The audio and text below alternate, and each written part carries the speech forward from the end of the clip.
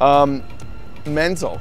I haven't seen anything like that in America. It was pretty unhinged.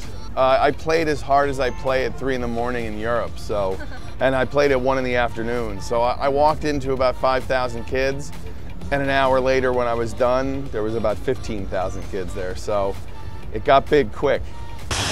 I mean, you know, at this point, I mean, you have to put as much care into both. So, I mean, there's, you know, I mean, a remix essentially is an original track. I mean, you end up using almost only the acapella anyway. So the production underneath it is pretty much all you know, really at the end of the day anyway. So, I mean, obviously there's a lot more freedom with originals, because with remixes, they're usually looking for, you know, a club play, or they're trying to get it on the radio, or, you know, whatever. There's a reason why they're having it remixed.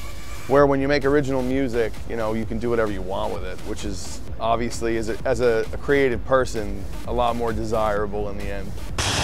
I think it's coming back around. I mean, one of the new acts that I really like a lot, they're called Showtek. They're Dutch guys. And they've taken hardstyle, which is typically like 140, 150 BPM, and they brought that sound set back down to 128. And it has the aggression of kind of metal and punk, and I really like that. Yeah. And I think that there's a lot more of that coming in, and I'm hoping so, because, you know, kids don't want to hear house music, you know what I mean? House music is for adults. If I was 17, you know, I'd want to hear Skrillex, and I'd want to hear like really hard, aggressive, tough stuff. And, you know, I think that that's what they're bringing to the table, and a lot of what I'm working on now is the same. So it's that same kind of recontextualizing aggression. I think the Dutch guys, Sick Individuals, are really good. There's a guy who just did a record for Nicky Romero's label, Vince Mogan. His stuff is really dope. Tony Jr., another Dutch guy. Disco Fries and Live City, the guys I work with in New York City, they're both really good and making tons of original stuff on their own that's really, really solid. And, you know, I mean, it goes on and on and on.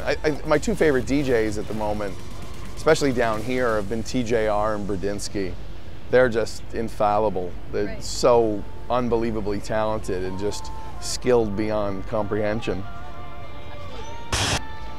You know, it's amazing because I come from a very like Midwest techno, like not a musical background by any means, and they both graduated from Berkeley School of Music. So, you know, they have degrees in music. They're more like music scientists, and I'm kind of floating in the ether, so I can come up with these crazy ideas and I tell them to them, and then we make them happen.